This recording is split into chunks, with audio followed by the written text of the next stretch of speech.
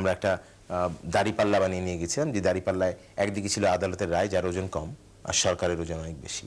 এটা রেখে আমরা রাজপথের মধ্যে আধা ঘন্টার মধ্যে শুয়েছিলাম এবং এই প্রোগ্রামটা খুব ইতিবাচক সাড়া জাগিয়েছিল যে হরতাল না করে, অবরোধ না করেও মেসেজ জনগণের কাছে পৌঁছানো যায়। আমরা দুর্নীতিবাজদের প্রতি ধিক্কার দিবস পালন করেছিলাম, যেখানে দুর্নীতিবাজদের একটা এফিজি আমরা তৈরি করেছিলাম, মুক্তাঙ্গনে সেখানে আমরা জুতা নিক্ষেপ করেছি এবং সেই এফিজিকে পুলিশ আমাদের কাছ থেকে কেড়ে নিয়ে গেল, জুতা মারতে দিবে না। খুব দুঃখজনক, দুর্নীতিবাজকে রক্ষা করবার জন্য এত পাগল হয়ে গেল কেন?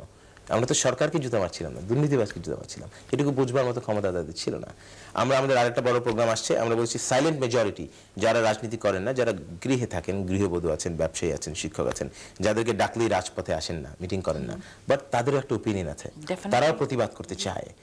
তাদের জন্য আমরা যারা সাইলেন্ট মেজরিটিকে আমরা বলছি that majority should not remain silent all the time, তাদের কথা বলা উচিত। তাদের জন্য আমাদের প্রোগ্রাম হবে আগামী জানুয়ারি মাসের 1 তারিখে। আমরা বলছি ফানুস দিবস। ফানুস কাগজ দিয়ে বানাতে হয়, নিচে আগুন জ্বালিয়ে দিলে ফানুসটা আকাশে উড়ে যায়।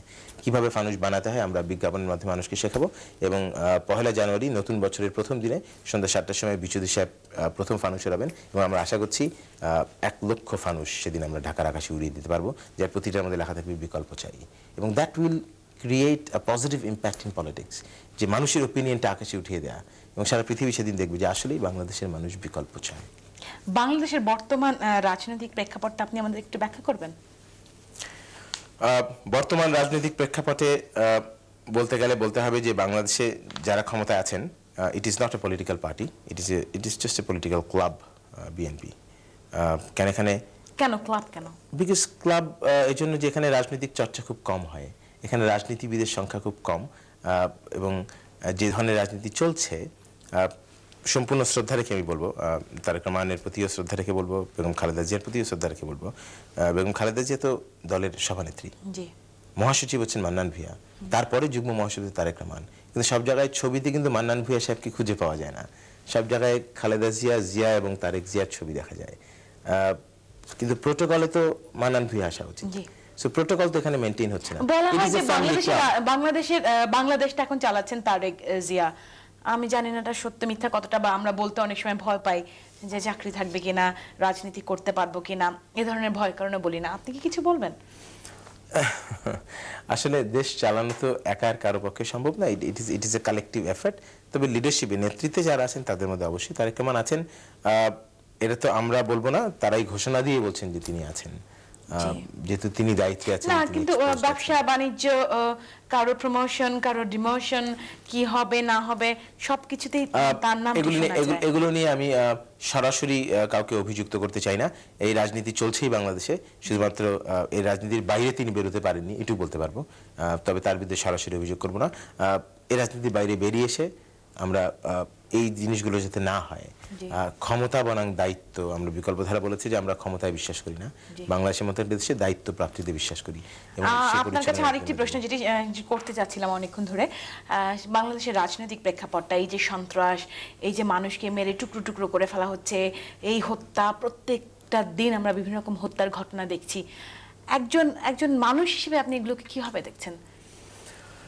অত্যন্ত দুঃখজনক যে 1971-এ আমরা স্বাধীন হওয়ার পর যে এতগুলো লক্ষ লক্ষ লোক যে জীবন আত্মাহুতি দিল, আমরা আসলে আমাদের যেখানে যেতে চেয়েছিলাম সেটা আমরা অ্যাচিভ করতে পারিনি। এর দায় দায়িত্ব অবশ্যই আমাদের পূর্ববর্তী প্রজন্ম যারাই আছেন তাদের সকলকেই নিতে হবে। এবং আজকে সেজন্যই আমি সবসময় বলি, আমার বাবা যখন আমার বয়সে ছিলেন তখন তিনি যতগুলো সমস্যার মুখোমুখি হয়েছিলেন, আমাকে কিন্তু তার থেকে প্রায় 10 গুণ বেশি সমস্যার মুখোমুখি হতে হয়েছে। And I have a son who is 3 years old, and I can imagine আজকে থেকে 30 বছর পর যখন সে আমার পর্যায়ে এসে দাঁড়াবে, তখন তাকে আমার থেকে আরো 100 গুণ বেশি সমস্যার মুখোমুখি হতে হবে। সো আসলে it's like a relay race, যে আমাদেরকে কি বাংলাদেশ দিয়ে যাচ্ছে আমাদের হাতে, এটা আমাদের পূর্ববর্তী চিন্তা করা উচিত। ইট ইজ ভেরি ফ্রাস্ট্রেটিং, কিন্তু তারপরও অবশ্যই আশা রয়েছে, নিরাশ হওয়ার কোনো কারণ নেই। আমরা এখনো অত্যন্ত এই সমস্ত সন্ত্রাস এবং দুর্নীতির হাত থেকে দেশকে রক্ষা করতে হবে, সন্ত্রাসীদের হাত থেকে রাজনীতিকে উদ্ধার করতে হবে, রাজনীতিকে পরিচ্ছন্ন করতে হবে, ভালো লোকগুলোকে সুযোগ সৃষ্টি করে দিতে হবে, এবং তখনই দেশের মেধাবী লোকগুলোকে যদি সুশীল সমাজকে যদি আমরা ব্যবহার করতে পারি, তাদের মেধাকে, নিরাশ হওয়ার কোনো কারণ নাই। আই ক্যান গ্যারান্টি ইউ, ইনশাল্লাহ আমরা একটা সুন্দর, আলোকিত, গর্বিত বাংলাদেশ উপহার দিতে পারবো। ধন্যবাদ আপনাকে। আর শেষ প্রশ্ন, আজ থেকে 30 বছর পর আপনাকে কোথায় দেখছেন একজন রাজনীতিবিদ হিসেবে? Very difficult question. এটা সম্পূর্ণভাবে নির্ভর করবে আগামী 30 বছর আল্লাহ তাআলা যদি বাঁচিয়ে রাখেন, আপনি যদি বেঁচেও থাকেন, অবশ্যই যদি বেঁচে থাকি, আল্লাহ তাআলা যদি বাঁচিয়ে রাখেন, চেষ্টা করব রাজনীতিতে কখনো সন্ত্রাস এবং কালো টাকা ব্যবহার না করতে, এবং দেশবাসীর কাছে দোয়া চাইব যাতে করে ক্ষমতায় আসার বা ক্ষমতার রাজনীতিতে যে জিনিসটা সবার হয় সেটা যেন আমার না হয়। আপনাকে কোথায় দেখছেন, আপনি কোন পজিশনে থাকছেন? জনগণের প্রতিনিধিত্ব করব ইনশাআল্লাহ। আর কোন পজিশন মানে সরকারি কোন পজিশনে থাকবে, এটা সম্পূর্ণ হিসাবে আর কি, এটা সম্পূর্ণ নির্ভর। সরকারি দলে থাকছেন, সরকারি দলে যদি 30 বছর লাগবে মনে হয় না, আগামী 2 বছর পরে একটা পজিটিভ রেজাল্ট আমরা দিতে পারবো ইনশাআল্লাহ। আর কোথায় দেখছি এটা সম্পূর্ণভাবে নির্ভর করে আমাদের 30 বছর আমাদের রাজনীতি কি হয়। সুন্দর রাজনীতি দিতে পারলে, ভালো রাজনীতি দিতে পারলে, যদি সৎ নিজেকে রাখতে পারি, যদি সন্ত্রাসের বাইরে থাকতে পারি, জনগণের ভালোবাসা পাই, অবশ্যই ভালো অবস্থানে থাকবো, এটা বিশ্বাস করি। আপনাকে অশেষ ধন্যবাদ। Thank you very much. ধন্যবাদ।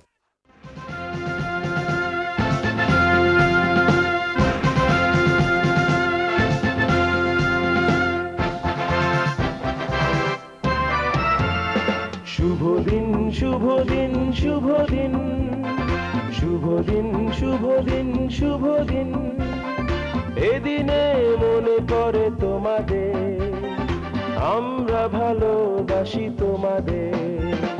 শুভ দিন শুভ দিন শুভ দিন শুভ দিন শুভ দিন শুভ দিন।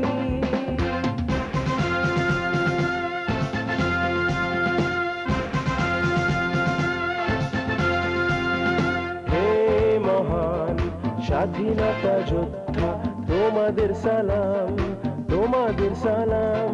হে মহান স্বাধীনতা যোদ্ধা, তোমাদের সালাম, তোমাদের সালাম। মঙ্গল হোক সবার, মঙ্গলে থাক সবাই, মঙ্গল হোক সবার, মঙ্গলে থাক সবাই। শুভ দিন শুভ দিন শুভ দিন শুভ দিন শুভ দিন শুভ দিন।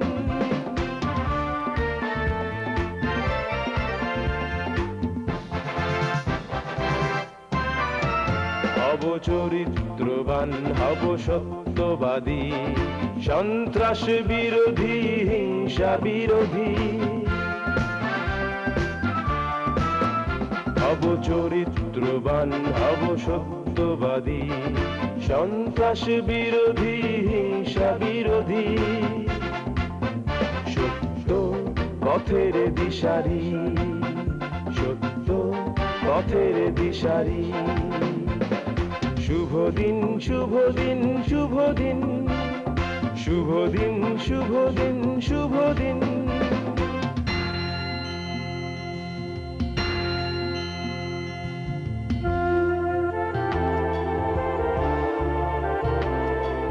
সব মানুষে বাসবো ভালো, মাতা পিতা গুরুজন, শিক্ষকের বাসবো ভালো, গর্ব স্বদেশ আপন। প্রিয় জন্মভূমি, ওগো জন্মভূমি, প্রিয় জন্মভূমি, ওগো জন্মভূমি। বাসবো ভালো তোমাকে, প্রাণের চেয়েও বেশি। বাসবো ভালো তোমাকে, প্রাণের চেয়েও বেশি।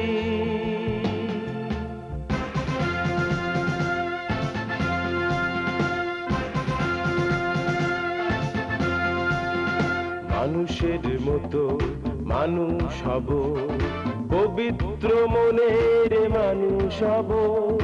মানুষের মতো মানুষ হব, পবিত্র মনের মানুষ হব। আমরা হব, আমরা হব তোমাদেরই গর্বিত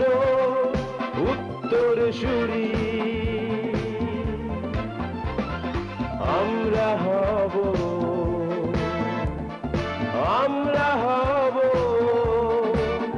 তোমাদেরই গর্বিত উত্তরসূরি।